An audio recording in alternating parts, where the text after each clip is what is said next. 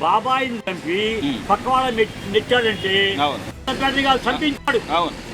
అతను చంపించి జగన్మోహన్ రెడ్డి చెప్పే మాటలన్నీ దొంగ మాటలు, దొంగ వారాలు. ఏ కాడికి అనేక రకమైన పనులు చేపించేది చంద్రబాబు ఒక్కడే, కానీ ఆ డబ్బు కాదు సాగదు. ముందు అని పెట్టాడు. ఆ ముందు వల్ల వందల మంది చచ్చిపోయారు. ఇతను పరికరాలు పరిపాలనకి ఇలాంటి నీచుడు ఈ రాష్ట్రానికి పనికిరాలు జైల్లో ఉండాల్సిన మనిషి ప్రజల మధ్య తిరుగుతున్నాడు అని ప్రజలు కొంతమంది బాధపడుతున్నారు. ఇలాంటి అరాచక ముఖ్యమంత్రి ఇంతవరకు చూడలేదండి. తల్లి నుంచి జీన్స్ రక్తంలో ఉంది అతనికి. అది కడప ఏరియా. కడప అంటేనే రాష్ట్రం మొత్తం భయపడింది. నరుక్కోవడం, చదువుకోవడం అది కచిమ ఏరియాలో ఉండదు, కచిమ జిల్లాలో ఉండదు. ఆ జిల్లాలో ఉంటుంది కాబట్టి అంత రక్తం జీర్ణించుకుపోయింది. సార్, ఈ రోజు జగన్మోహన్ రెడ్డి గారు ఒకటే అంటున్నాడు, అన్ని నేనే చేశాను, చంద్రబాబు నాయుడు గారు ఆయన అకౌంట్ వేసుకుంటున్నాడు, క్రెడిట్ చోరీ చేస్తున్నాడు అంటారు. నిజంగా 5 ఏళ్లలో జగన్మోహన్ రెడ్డి ఏమన్నా చేసిన దాఖలు ఏంటంటే ఇప్పుడు చంద్రబాబు నాయుడు గారు ఏం చేసినా కూడా అదంతా నేను గతంలో చేసేసాను, అదేదో ఇప్పుడు కార్యరూపం దాల్చింది, అది ఈయన జేబులో వేసుకుంటున్నాడు జగన్మోహన్ రెడ్డి గారు అంటున్నాడు. 5 ఏళ్లలో నిజంగా జగన్మోహన్ రెడ్డి గారు రాష్ట్రం గురించి కానీ అభివృద్ధి గురించి కానీ ఏమన్నా ఆలోచించారంటారా? ఏం ఆలోచించాలండి? 3 రాజధానులు ముక్క చెక్కలు చేశాడు. అతని పరిపాలన సక్రమంగా లేదు. అతన్ని సమర్థించే గంజాయి బ్యాచ్ ఒక 20% ఓట్లు ఉన్నాయి. రేపు 20% పడతాయా 10 పడతాయని చెప్పలేము. పోయినసారి 40% వచ్చినాయి. ఎందుకు వచ్చినాయి అంటే ఇళ్ల స్థలాలు ఇవ్వడం, బట్టలు నొక్కడం, ఆటో డ్రైవర్లకి ఇవ్వడం, ఆశతో వేశారు. ఇక ఆశ అనేది పోయింది. ఇతను పరికరాలు పరిపాలనకి ఇలాంటి నీచుడు ఈ రాష్ట్రానికి పనికిరాలు జైల్లో ఉండాల్సిన మనిషి ప్రజల మధ్య తిరుగుతున్నాడు అని ప్రజలు కొంతమంది బాధపడుతున్నారు. 20% మాత్రం వాడే కావాలంటారు. ఆ దొంగే కావాలి, ఆ దొంగ వచ్చి దోచుకుంటాడు, మళ్ళీ మాకు పెడతాడు అనేవాళ్ళు ఉన్నారు. కానీ బాబాయ్, అంటే ఎక్కడికి వెళ్తున్నా కూడా ఇప్పుడు ఒక మాజీ ముఖ్యమంత్రిగా నువ్వు ఏదైనా పర్యటనలకు వెళ్తున్నావు లేదా ఎవరినైనా పరామర్శించడానికి వెళ్తున్నావు అంటే అసలు ఆయన తీరు కానీ వెళ్తున్న బల ప్రదర్శన కానీ నిజంగా ఆయన మీద అభిమానంతో వస్తున్న వాళ్ళేనంటారా వాళ్ళంతా? ఏమండి, గతంలో ఎంతో మంది ముఖ్యమంత్రులు చూసాం. ఇలాంటి అరాచక ముఖ్యమంత్రిని ఎంతో చూడలా. ఇతనే రాష్ట్రం ముందు పుడతారో లేదో తెలియదు. ఇంత అరాచక ముఖ్యమంత్రిని ఇంతవరకు చూడాల. గతంలో సంజయ్ రెడ్డి, బ్రహ్మానంద రెడ్డి, ఎన్టీ రామారావు ముఖ్యమంత్రి చాలా మంది చూసాం. ఇలాంటి అరాచక ముఖ్యమంత్రి ఇంతవరకు చూడలేదండి. ఎందుకంత అధికార దాహం? ఆయన ప్రతిదానికి వెళ్ళి ముడిపెట్టి చివరిలో మళ్ళీ నేనే వస్తాను, నేను ఒక్కొక్కటి సంగతి తెలుస్తాను, వాళ్ళకు వడ్డీతో సహా తిరిగిస్తాను, అంతేగాని ప్రజలు బాగా చూస్తాను, ఇట్లాంటి ఎక్కడైనా ఒక్క స్టేట్మెంట్ ఇవ్వగలుగుతున్నాడా? అది వాళ్ళ తాత తండ్రి నుంచి జీన్స్ రక్తంలో ఉంది అతనికి. అది కడప ఏరియా. కడప అంటేనే రాష్ట్రం మొత్తం భయపడింది. నరుక్కోవడం, చదువుకోవడం అది కచిమ ఏరియాలో ఉండదు, కచిమ జిల్లాలో ఉండదు. ఆ జిల్లాలో ఉంటుంది కాబట్టి అంత రక్తం జీర్ణించుకుపోయింది. రాజకీయాలు అంటారు. అతనిలో జీర్ణించుకుపోయింది. వాళ్ళ తాత చేసినదే, వాళ్ళ తండ్రి చేసినదే, వాళ్ళ పక్కన ఉండే వాళ్ళు కూడా చేసినదే. బాబాయిని చంపి పక్క వాళ్ళని నెట్టాడంటే చంపించాడు.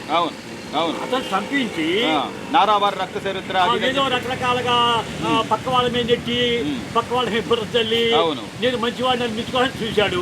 ప్రజల తర్వాత 24లో అర్థం చేసుకుని అతనికి 11 సీట్లు ఇచ్చారు. 151 సీట్లు. కనీసం ఆయన హయాంలో మద్యపాన నిషేధం చేస్తారన్న వ్యక్తి కనీసం ఎక్కడైనా మద్యాన్ని ఆపిన దాఖలాలు ఉన్నాయా? పైగా ఆ అమ్మిన కల్తీ మద్యం వల్ల ఎంతమంది ఇబ్బందులు పడ్డారు బాబాయ్? ఏమండి, అతను చెప్పింది కూడా బూటకు మాటలు. 100 రూపాయలు ఇచ్చేదాన్ని 200 రూపాయలు చేసి రేటు పెంచితే తాగరు, ప్రజలు దూరంగా ఉంటారని చెప్పి మభ్య పెట్టి ఆ డబ్బంతా దోచుకొని కల్తీ మద్యంతో కొన్ని ప్రాణాలు తీసి, అమాయక ప్రజల ప్రాణాలు తీసి అతను నేను మంచి ముఖ్యమంత్రి అనుకుంటున్నాడు. నువ్వు ఎలా మంచి ముఖ్యమంత్రి అవుతావు? ప్రజలకు మంచి చేస్తే అవుతావు. నువ్వు చెడు చేసినా 20 మంది సమర్థించే వాళ్ళు ఉన్నారు. నువ్వు చెడు చేసినా కానీ వాళ్ళని దృష్టిలో పెట్టుకుంటే నువ్వు పరిపాలన సాగదు, పరిపాలన చేయలేవు. సో మొత్తం మీద ఈ రోజున పర్యటనల పేరుతో సిదిరప్పలరాజు గారు కొడుకుని వెళ్ళి పరామర్శించిన, లేకపోతే మొన్న పొగాకు బేళ్లు అవన్నీ తొక్కేసి రైతులు ఏదో అదేమంటే వాళ్ళకి రైతులకు సానుభూతి అన్నాడు. రైతులు సానుభూతి అంటే ఆ పొగాకు బేళ్లు తొక్కి పంట ధ్వంసం చేయడమా బాబాయ్? ఇందాక చెప్పి ఇలాంటి అరాచక ముఖ్యమంత్రి ఇంతవరకు చూడలేదు. గతంలో ముఖ్యమంత్రులు ప్రజలు గమనిస్తున్నారా అంటున్నా? వాళ్ళ పని వాళ్ళు చేసుకుంటే వెళ్ళారండి. గతంలో ముఖ్యమంత్రులు చూసాం, వాళ్ళ పని వాళ్ళు చేసుకుంటే వెళ్ళారు. ఈ ఊరు స్కూల్ అదే స్కూల్ కట్టించారు, హాస్పిటల్ లేదా హాస్పిటల్ కట్టించారు, రోడ్లు అయితే రోడ్లే ఇచ్చారు. ఆ విధమైన ఫాలోగా వెళ్ళారు. కానీ ఇలాంటి అరాచక ముఖ్యమంత్రిని రోడ్లు గుంతలు పట్టదు. అతనికి డబ్బు వ్యామోహం, ఆ రౌడీ బ్యాచ్ ఉండే ఎమ్మటి జిందాబాద్ ముఖ్యమంత్రి జిందాబాద్ అనాలి. అతను మాజీ ముఖ్యమంత్రి అయినా ముఖ్యమంత్రి అనిపించుకోవాలని తాపత్రయపడతాడు. కానీ అతను కనుక అతను 5 సంవత్సరాలు పరిపాలించిన టైంలో అతను పరవాణం తాగుతూ పరిపాలించాల్సి వాడు.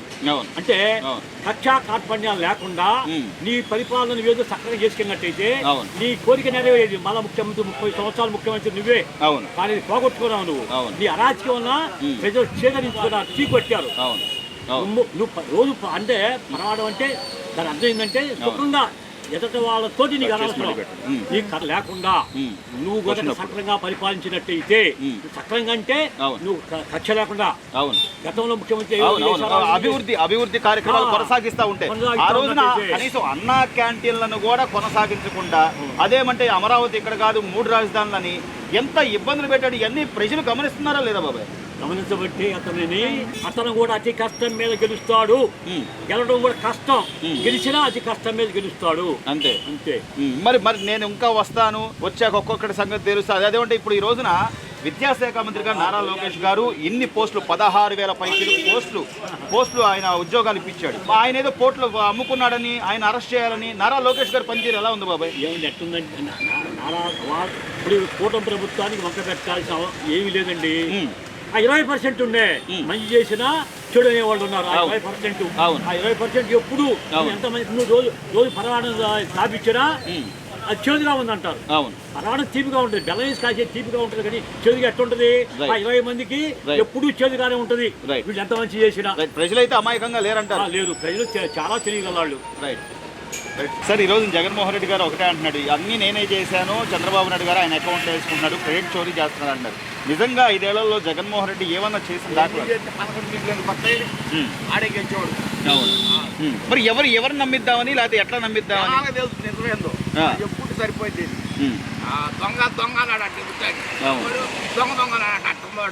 అంతే. అంతేగాని గతంలో మనం ఏం చేసామో ఒక అమరావతి కానీ పోలవరం కానీ ఏమి లేదు, అన్ని ఆడ వదిలేసాడుగా. 3 రాజధానులు అన్నాడు, అన్ని పోయి ఇప్పుడు మాలుగా అంటున్నాడు. నేను జరిగే వాడు డెవలప్ చేసేది ఆల్రెడీ డెవలప్ అయ్యి ఉంది. విజయవాడ, గుంటూరు, పట్టణం బైపాస్ వాడు చేసేది అంటే ఏం చెప్పినా నమ్ముతారు జనాలు. మనం ఏం అమరావతి అవును ఎంత సిఆర్డీఏ పరిధిలోనే ఉన్నాయి. మళ్ళీ కొత్తగా ఏం చేసేది ఏముంది? జనాలు మధ్య పెడతారు. ఇప్పుడు మళ్ళీ కుల రాజకీయాలు, దానికి కూడా కుల రాజకీయాలు ఆపాదిస్తా. పేరు నాని కానీ అంబటి రాంబాబు కానీ వీళ్ళందరికీ అసలు మాట్లాడే నైతిక హక్కు ఉందంటే నైతిక హక్కే లేదండి. వాడు ముందులో దొరికిపోయాడు పేరు నాని గాడు, జోగి రమేష్ గాడు. అవును. మరి చీర అప్పరాజు కొడుకు యాక్సిడెంట్ చేసి అడ్డగా బుక్ అయిపోయాడు. అవును. మరి అంబటి రాంబాబు సంగతి అందరికి తెలిసిందే. మరి అప్పుడు మద్యపానం విషయంలో అసలు సంపూర్ణ మద్యపానం నిషేధం చేస్తా అని చెప్పి అప్పుడు అసలు మందు తాగిన వాళ్ళు ఏమన్నా రేట్లు పెంచాను అన్నాడు. వాడు రేట్లు పెంచాను అన్నాడు. ఈ చేతి ఇచ్చాడు, ఈ చేతి లాక్కున్నాడు. కనీసం క్వాలిటీ ముందైనా లాకు అమ్మాడా? 30,000 మంది మొత్తాన్ని ఉన్నారు ఇప్పుడు కూడా.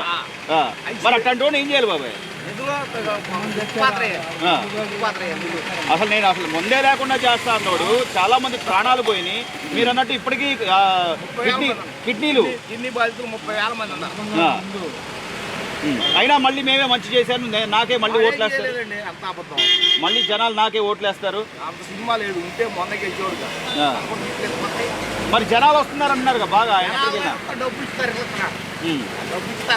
అంతేగాని అభిమానంగా కానీ పార్టీ మీద ప్రేమ కానీ ఎలా ఉంది సార్? ఈ 2 ఏళ్ల నుంచి కూటమి ప్రభుత్వం చంద్రబాబు గారు కానీ బ్రహ్మాండంగా ఉంది. ఏమీ లేని కాపురాన్ని ఈ రకంగా ఎట్టుకొస్తున్నాడు చంద్రబాబు నాయుడు పుణ్యమే. నారా లోకేష్ గారు విద్యాశాఖ మంత్రిగా ఆయన పనితీరు బ్రహ్మాండం చేస్తారు. నారా లోకేష్ మరి ఆయన ఏదో సీట్లు అమ్ముకున్నాడని అదని ఇదని రాజీనామా చేయాలంటున్నారు. వాళ్ళకే ఉందండి. దరిద్రులా వీళ్ళ మెగా డిఎస్సి అంత ఇదిగా నిర్వహించి 16,000 పైచులు పోస్టులు ఇస్తే దానిలో కూడా స్కామ్ జరిగిందని గోలా. ఆధారాలు ఉన్నాయి పోనీ వాళ్ళ దగ్గర? ఏమి లేదు. రమ్మన్నాడుగా, చర్చిస్తారు రమ్మన్నాడుగా. అవును. రాట్లా మాట ప్రజలు నమ్ముతారంటారు ఇంకా వాళ్ళ మాట? ఎవరు నమ్మట్లేదని ఏడుపులు. ఈ రోజున ఏం మంచి జరిగినా కూడా అది నా హయాంలోనే జరిగింది. చంద్రబాబు నాయుడు అది చేసి జేబులో వేసుకుంటున్నాడు ఆ మంచి అంతా అని చెప్పి చెబుతున్నాడు. భోగాపురం ఎయిర్పోర్ట్కి సంబంధించి అసలు అంతా నేనే చేశాను జగన్మోహన్ రెడ్డి చెప్తున్నాడు. జనాలు నమ్ముతారా? జగన్మోహన్ రెడ్డి చెప్పే మాటలన్నీ దొంగ మాటలు, దొంగవారాలు. ఈ కాడికి అనేక రకమైన పనులు చేపించేది చంద్రబాబు ఒక్కడే, కానీ ఆ డబ్బు కాదు సావదు. ఎక్కడ కూడా చిన్న ఎత్తు ఏది చేయలేకపోయాడు. ఇప్పుడు మందు అని పెట్టాడు. ఆ మందు వల్ల వందల మంది చచ్చిపోయారు. ఆ సీపు లెక్కర్ల వల్ల వాటిల్లో డబ్బులని పోసుకున్నారు, ఎమ్మెల్యేలు పోసుకున్నారు, అనేక రకమైన వాళ్ళంతా పోసుకున్నారు. ఇంకా జనం ఆసుపత్రుల్లో పడి ఉన్నారు, అటు ఇటు కాకుండా ఉంటున్నారు. అట్లాంటి టైంలో అసలు ముఖ్యమంత్రి చేయలేడు, ఎదవాడు ముఖ్యమంత్రి కాదు, పనికిరాడు. అసలు మద్యపాన నిషేధమే చేస్తా అన్నాడు ఆయన. 5 ఏళ్లలో ఎక్కడైనా మందు ఆపింది ఉందా? చేస్తామని 5 ఏళ్లలో ఎక్కడా చేయలే. కావాల్సినంత అన్నారు. చాలా మంది చనిపోయారు, చాలా మంది ఆసుపత్రి పాలైపోయారు. అట్లాంటి ఏం చేయాలి బాబాయ్? అసలు అట్లాంటి లోనేసి లోపలేసేసేయాలి. జనాలు మంచి చేయండి అని చెప్పి అధికారం ఇచ్చారు. ఈ రోజు చంద్రబాబు నాయుడు గారు ఈ వయసులో కూడా పరిశ్రమలు తేవాలి, పెట్టుబడులు తేవాలి అని అంత ప్రయత్నాలు చేస్తుంటే పోలవరం నిర్మాణం కానీ, అమరావతి కానీ అడుగడుగున అడ్డుపడుతున్న జగన్మోహన్ రెడ్డి అడుగడుగున అడ్డుపడుతున్నాడంటే ఈ అనేక రకాలుగా రాత పనులు చేస్తానికి ముందుకు పరిగెత్తున్నాడు. జనాన్ని వేసుకొని అనేక రకాలుగా ముందుకెళ్తున్నాడు జగన్మోహన్ రెడ్డి గారు. మొత్తం జనాలంతా నా వైపే ఉన్నారు అంటున్నాడుగా. ఆయన వైపు ఎందుకుంటారు? జనమంతా ఇటే ఉంటున్నారు. చంద్రబాబు గారికి, మోడీ గారికి వీళ్ళ తరపునే ఉంటున్నారు జనం. మరి ఎక్కడికి వెళ్ళినా కూడా జనాలు తండాలుగా వస్తున్నారని చెప్పి అంటున్నాడు. నిన్న కూడా వెళ్ళి పొగాకు రైతులు ఏదో పరామర్శిస్తున్నాను. తండాలు వస్తారు, రాకుండా ఉండరు. ఇండియాలో పెద్ద కోటీశ్వరుడు నాకేం చేస్తాడు? అవును, డబ్బు వల్ల తప్ప అభిమానం కాదంటావా? అభిమానం ఏమి లేదు, ప్రేమతో అభిమానంతో ఎవరు రావట్లేదు. ఏం లేదు. ఏ కాడికి ఆడి దగ్గర డబ్బు దోచుకోవాలని వాళ్ళు చూస్తున్నారు. ఎమ్మెల్యేలు కానీ, ఇడాలు కానీ, వాళ్ళు కూడా దోచుకోవాలని చూస్తున్నారు. మరి ఇంకా మళ్ళీ నేను వస్తాను, ఒక్కొక్కటి సంగతి తెలుస్తాను అంటున్నాడు. చచ్చాడు, చచ్చేలేదు. ఎవరో వేయరు ఓట్లు అనేది అసలు వేయరు. ఇప్పుడు ఎలా ఉంది బాబాయ్? ఈ 2 ఏళ్లుగా పరిపాలన ఎలా ఉందంటావు? ఈ 2 ఏళ్ళలో పరిపాలన బాగానే చేస్తున్నారు, చక్కగా చేస్తున్నారు. అందరికి ఇస్తున్నారు చక్కగా. సంక్షేమ పథకాలు చక్కగా ఇస్తున్నారు. పథకాలు అన్ని వస్తాయి అంటావు? పథకాలన్నీ వస్తున్నాయి. నీళ్ళు కూడా చక్కగా అన్ని వదులుతున్నారు. రైతులు కూడా బాగానే ఉన్నారు, కూడా బాగానే ఉన్నారు. కాకపోతే వర్షాలు పడతలేదని ఎదురు చూస్తున్నారు రైతులందరూ. Right right right okay.